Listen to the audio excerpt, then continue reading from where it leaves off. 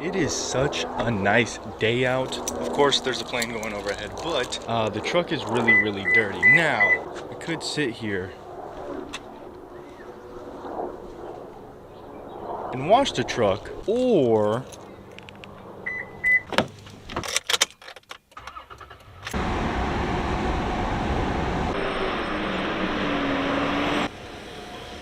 I don't know about you, but this is way better. I can just sit in here, I can drink my peach tea, which if you haven't had and you like iced tea, you gotta try it. Well, you also have to like peaches because it's very peachy. And while I wait, I got some time to kill, got some time to do some research.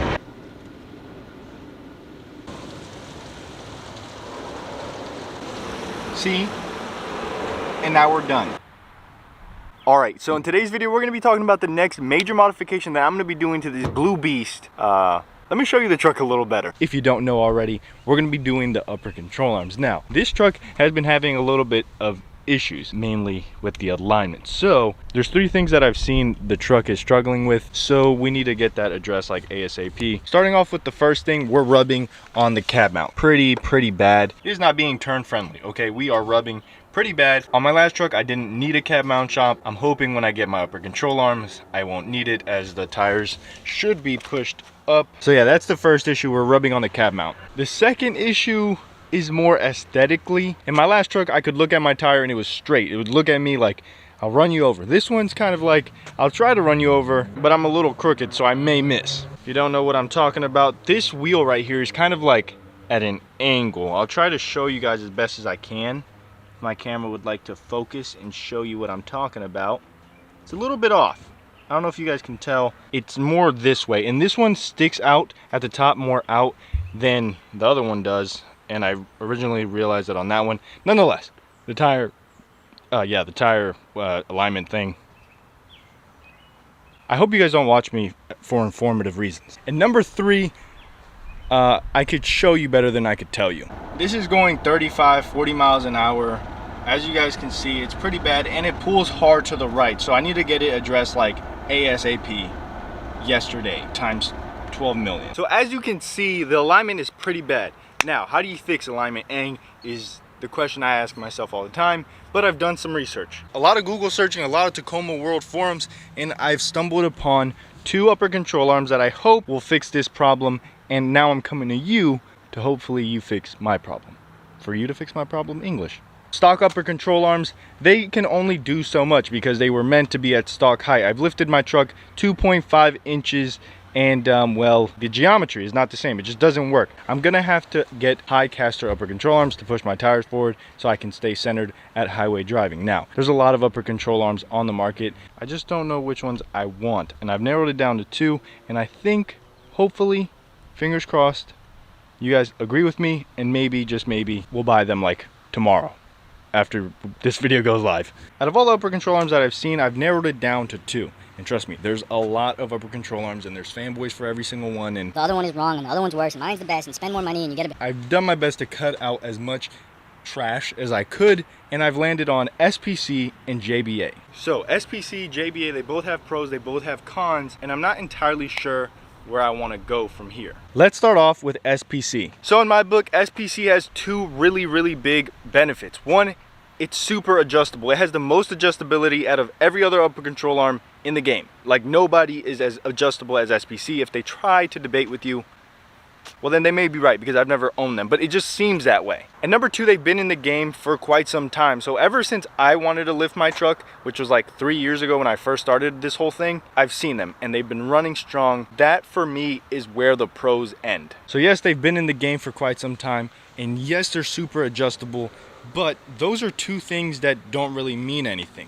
Look at Ford. I'm kidding, I did not just compare SPC to Ford. That is a low blow. But what I'm trying to say is, although they've been in the game for a very long time, they're super adjustable. Now that can be good, that can be bad, but usually when things are very adjustable, they can get loose, or they aren't as accurate as you need it to be. I get that you can use the upper control arm more and not use the lower control arm as much, but again, it's just, it doesn't weigh that high on my list. Number 2, the bushing and the ball joint come from SPC. If you don't like that, well then bummer. And I'm part of the list that doesn't like it. Let's just say the ball joint isn't that good, right? You have to keep buying that same ball joint hoping that the next one is better than the last, which in my opinion, I just don't like it. I don't know, it's just not my cup of tea. Some people have had a lot of luck with them, but from what I've seen, it just seems like having the ability to switch it out for something different is better. And the last downside for me for the SPC upper control arms is the brand slash the company. So you can find SPC upper control arms rebranded or debadged, whatever you want to call it, for a cheaper price, which is good.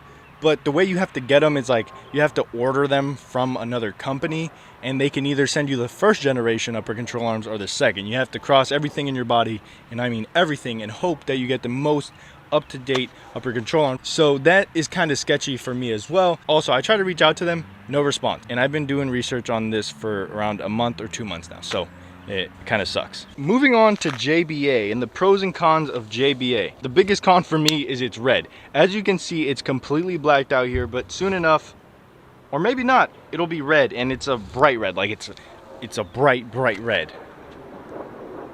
Whoa, you can see the moon. Second thing that kind of throws me off is they are a Jeep company. Hold the phones. So JBA, Jeeps buy out. Of course, some people may say that's not that big a deal. Everybody does it, and I get it. In all seriousness though, the second downfall for the JBA is they've been in the Tacoma game for a little while, but while they've been in, their first couple upper control arms were pretty bad from the reviews that I've seen. There's two things that you want to worry about when you're buying upper control arms. First thing is back there, it's the bushing. The bushing matters because if the bushing goes bad, you hear a lot of squeaking. Also, you got the ball joint. The ball joint's also very important. If you get a bad ball joint, that's not fun. All this being said, they had bad bushings, they had bad ball joints, and the boot that even covers the ball joint right there was reported to leak. That being said, let's move on to the pros. JBA as a company, awesome. I mean, absolutely awesome. You message them, they respond, they have great reviews, and all three of those things that I pointed out, they fixed. And let's say you bought one of the first early pairs of JBA upper control arms, they literally will send you out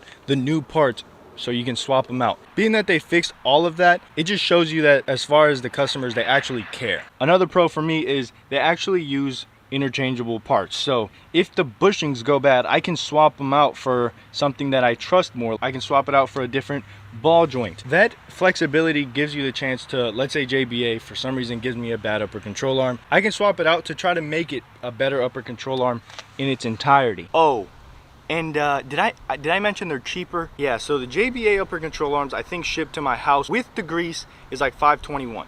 $521 is a pretty good deal. The SPC for their adjustability are $695 or $699, $700 without grease. You kind of have to weigh your options. So with that being said, let me know what you guys have. Let me know what you guys are running. Those are the pros and cons. In the back of my mind, I have my mind made up of what I want, but I'm willing to listen. I'm willing to take some wisdom from the wise. Please don't troll me, but I know you wouldn't, right? I mean, I trust you. Let me know. What do you guys have? What do you guys recommend? What do you guys run? So with that being said, it's been your boy, I'm Like an Audi. I'll see you tomorrow. Single tomorrow. Peace.